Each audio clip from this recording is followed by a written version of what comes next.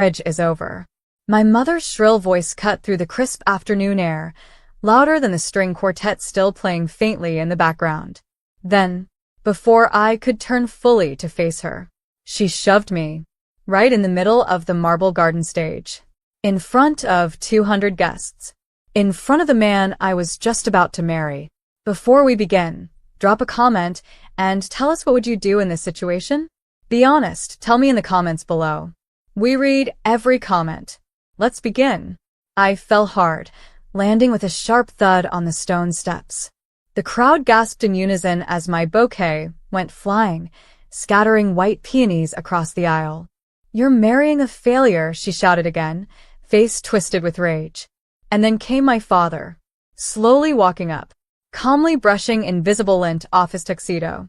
He didn't help me up. He didn't even flinch. Instead, he looked at the crowd and said with a smile, "She's always been a disappointment." Laughter rippled through the left side of the garden, the relatives section. My Uncle Kyle smirked. My cousin Jenna rolled her eyes like this was a Netflix special. I lay there stunned, palms stinging from the fall. Somewhere in the distance, the sound of champagne glasses clinking continued like nothing had happened.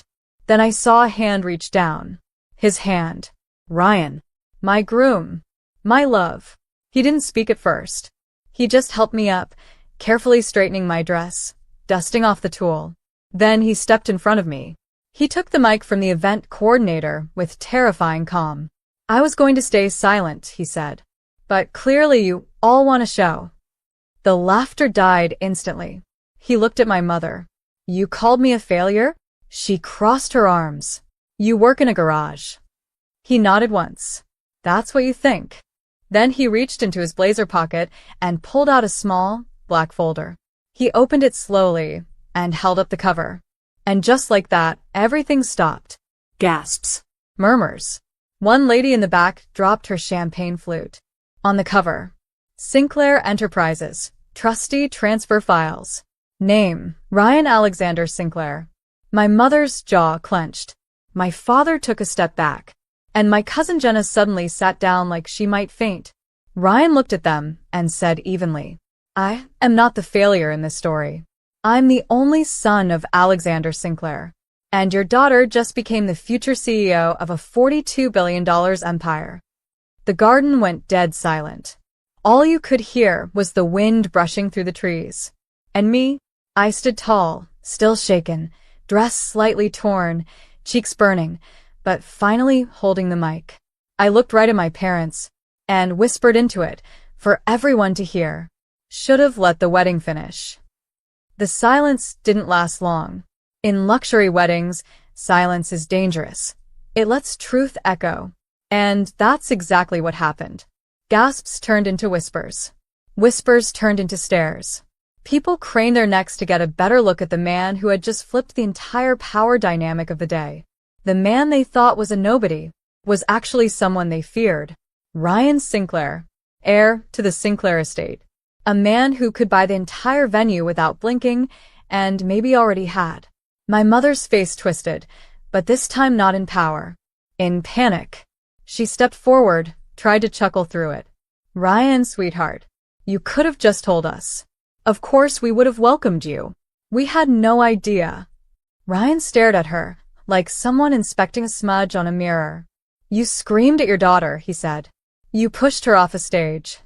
His voice dropped lower. "You humiliated her for who you thought I was." My father, voice strained, tried to salvage what little dignity he had left. "Look, Ryan, we may have overreacted, but you can't expect us to just hand her off to someone who, well, looked like a commoner. You drove a beat-up pickup. You wore thrift clothes. You." Ryan's lip curled. "That truck was my grandfather's. I wear what I want. I wanted your daughter, not your approval." Boom. That one sentence hit harder than the fall I had taken minutes ago. I saw Aunt Marlene whisper something to Uncle Greg. He turned pale. I caught a few muttered words. "Sinclair contracts, we just signed a deal." And then it dawned on me. This wasn't just about family. This was business. Real power. Real consequences. Ryan turned back to the crowd and said flatly, I know many of you here have smiled to my face while gossiping behind our backs. I know which one of you called her a desperate gold digger on Facebook. I know who said I was probably a mechanic with a ring on layaway. He scanned the rows of guests. No one dared look up. Just know, he continued, those screenshots are saved. And legal has them now. Several people sat down instantly. One woman near the dessert table dropped her macaroon. And then Ryan turned to me, eyes soft, fierce, unshakable. You're not marrying into wealth. You're claiming your crown. You've already earned it by being the only person in this entire garden who knows how to love without condition. I could barely swallow the lump in my throat. And still, my mother wouldn't give up. You think this will scare us? You think money means you can rewrite what she is? Ryan's expression turned to stone. I'm not trying to rewrite anything, he said. But I will make sure the world sees the truth. Starting with your eviction notice. She blinked. What? I bought your mortgage this morning. You now rent from Sinclair Holdings. Consider this your final warning. Gasps again. Someone near the bar murmured, Oh my God. My mother stared at me now, not as a daughter, not as her own blood, but like a stranger who had somehow slipped through her iron grip. And I finally found my voice. I begged you for respect, I said. Not your money, not your blessing, just for you to stand by me. I looked around at the white roses, the guests, the shattered glass on the floor. You stood by your ego instead. Then I dropped the mic. Literally. It landed with a loud thud. And, for once, no one tried to pick it up. The clatter of the microphone hitting the marble echoed longer than it should have. Maybe because no one dared move. Not even the breeze stirred. I turned away from my mother. Away from the expressions, some shocked, some embarrassed, some smug, now melting into shame. The white roses that decorated the trellises swayed slightly as I walked back toward the center of the platform, but this time, not as the girl they mocked. This time, I stood tall beside a man who didn't need a last name to be powerful, because his presence alone demanded reverence. Ryan stepped closer, hand hovering just slightly over the small of my back. He wasn't trying to hold me up. He knew I could stand just fine. But he was there. Like he always had been, quiet, consistent, unshaken. Should we continue? He asked me gently. I looked at the wedding officiant, who had frozen behind his podium, still clutching the vows we never got to say. I smiled slightly. We will, but not for them. Ryan tilted his head, curious. Then for who? For us, I said. And for every woman who's ever been pushed off a stage by her own parents, only to rise again. There were murmurs different this time. Not cruel, not mocking, just whispers of awe. People shifting in their seats. A few even stood. And then, wait, a voice called from the back. We all turned. It was my grandmother, 87 years old, wrinkled, regal, leaning on a silver cane. She hadn't said a word the entire time. Not when I was pushed. Not during the reveal. Not during the fallout. She stepped forward now, with more authority in her frail bones than half the crowd combined. I want to say something, she declared. No one stopped her. Not even my mother. She climbed one marble step at a time, shoes clicking softly, until she stood between me and Ryan. She looked at him first. You're Alexander's boy? Ryan nodded. Yes, ma'am. She smiled faintly. He had the sharpest mind I ever saw, and the kindest heart. Then her eyes turned to me, and in front of everyone, she took both my hands in hers. I knew the day you were born, Alyssa, that there was something unbreakable in you. Your mother, my daughter, lost herself in pride and image. I prayed you wouldn't follow. Her voice trembled, but not with fear. I never imagined you'd surpass her in grace this early, but you did, and I'm proud of you. Tears filled my eyes. Thank you, Grandma. But she wasn't done. She turned to the crowd, eyes narrowing at the rows of smug relatives, socialites, and sycophants. You should all be ashamed, she said, voice louder now. I watched you all laugh. I watched you whisper and smirk when this girl was thrown like trash in front of you. She pointed her cane. But let's be honest. How many of you came here today not to celebrate love, but to see her fall? You could have heard a pin drop. She nodded to herself. Well, you got your show. And now you've been outed. She stepped down the stairs slowly, but not before she turned one last time and added, "Oh, and Ryan? I'm updating my will this week.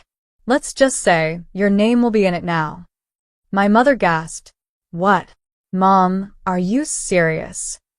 But Grandma ignored her, just walked back to her chair with her head held higher than any heiress could. Ryan looked at me and chuckled softly. Remind me never to cross your grandma. I smiled through the tears. You'd lose.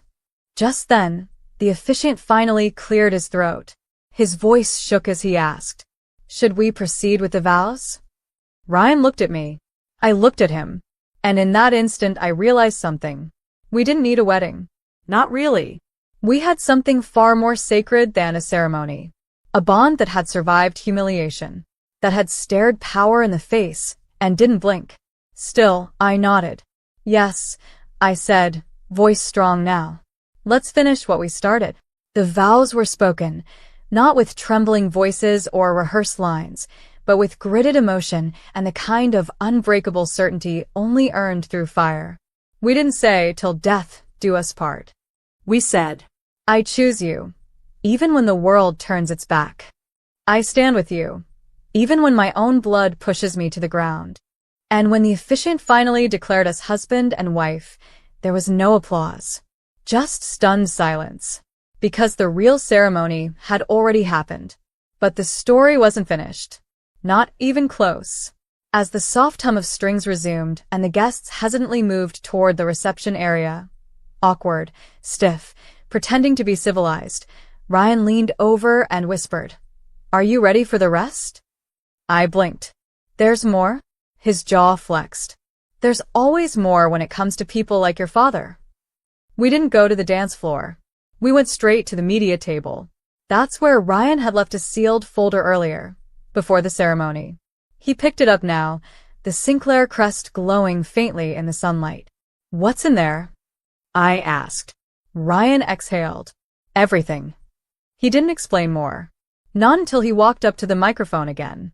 Some people were already halfway through champagne. My mother was pretending to laugh with a group of guests like nothing had happened. My father was on his phone, probably calling PR damage control. Ryan tapped the mic twice. "Ladies and gentlemen," he said, "before we end this, I'd like to share a small gift with the bride's family." My mother froze. My father's face turned pale. This, Ryan held up the folder, is a copy of the original land acquisition agreement from 35 years ago. The one that involves Sinclair Holdings and a failed luxury development company called Arden Real Estate. Whispers began. That name was familiar. Ryan opened the folder. For those who don't know, he continued, Arden Real Estate tried to develop coastal properties on stolen zoning permits. Millions were funneled into fake permits, ghost companies, and illegal bribes. The company collapsed in scandal, but the founder disappeared before charges could be filed. He held up a black and white photo. And here's a younger version of that founder, Peter Langston, also known as Alyssa's father. The crowd erupted. Aunt Marlene gasped so loud, you'd think she'd seen a ghost. Jenna covered her mouth. And my father? His phone dropped from his hand, clattering against the garden tiles. My mother whispered, "No, he said those files were destroyed." Ryan stared at him with contempt. They weren't. He pulled out the next page, a confession. A letter. Signed and time-stamped by someone who used to work under my father back then. In this letter, Ryan said, your former accountant admits that you falsified the permit registry and used a fake shell company to borrow against Sinclair Holdings' projected funds. You stole. You framed your business partner. And then you vanished from that world and rebuilt a new name using your wife's family's influence. My entire body went numb. You've lied to everyone, I whispered. My father looked at me, not with regret, but with fury. You think this matters now? You married into it. You're tainted just like me. No, I said quietly. I married the man whose company you tried to rob blind. I didn't inherit your sins. I buried them today. Ryan snapped the folder shut. I could have sent this to the FBI, he said. But I won't. On one condition. My father scoffed. What condition? Ryan turned to me. You decide. The entire crowd looked at me. For once, all eyes were on me. Not because I was an embarrassment, but because I held power. I walked to my father, slow and steady. Then I leaned in and said, just loud enough for the crowd to hear. I don't need revenge. You've lived your whole life running from shame. But today, you have nowhere left to hide. I turned to the crowd. Let the world know who Peter Langston really is. Let the tabloids run wild. Let the investors back out. Let the deals fall through. And then I looked at Ryan. Send the files. He nodded once. It was done. The message was clear. It wasn't just a wedding anymore. It was a reckoning. As the whispers turned into calls, and phones lit up with headlines faster than the servers could refill champagne, I took off my heels. Yes. Right there in front of everyone.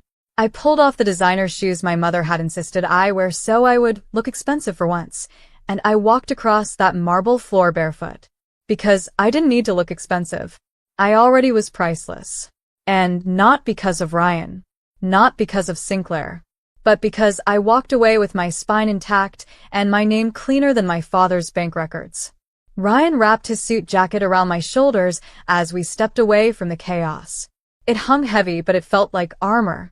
We passed by the rows of tables, half-eaten hors d'oeuvres, glittering chandeliers strung over manicure hedges, and guests who looked too stunned to finish their rows.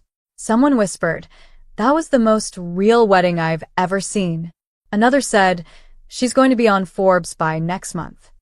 But I didn't care anymore, because at that moment, I was no longer Alyssa Langston, the girl with the messy family. I was Alyssa Sinclair, and the moment that sealed it forever came just as we reached the iron gates of the estate. A sleek black helicopter roared in from above, blades chopping through the sky like judgment itself. It descended right onto the estate's landing pad, on the far end of the property, kicking up gusts of rose petals and shaking the trees as gasps filled the air. My mother clutched her hair. My father backed away from the wind. My relatives ducked and covered like it was the apocalypse. Ryan just smiled. He held my hand tighter and whispered, "Time to rise above them," literally. We walked toward the aircraft, hand in hand, the dress trailing behind me like a comet. A staff member opened the helicopter door. Ryan helped me in. And as we lifted off the ground, I turned back one last time. Below us? My mother, still frozen. My father, pale and humiliated. The guests, racing to figure out which side to be on now that the tide had turned. And me? I was rising. As the mansion and marble stage became smaller beneath us, Ryan handed me a single envelope. Inside, a photo of a beachfront estate in Maui, with my name on the deed. "I bought this months ago," he said, brushing a strand of hair behind my ear. "I had a feeling you'd need a place where no one ever pushed you off a stage again." I laughed through a tear. "You really think of everything?" He kissed my forehead. "No, just you." The clouds swallowed us soon after. But below, a storm had begun. Not from rain, from truth. And I never looked back. If this story hits you even a little, just hit that like button. It helps more than you think.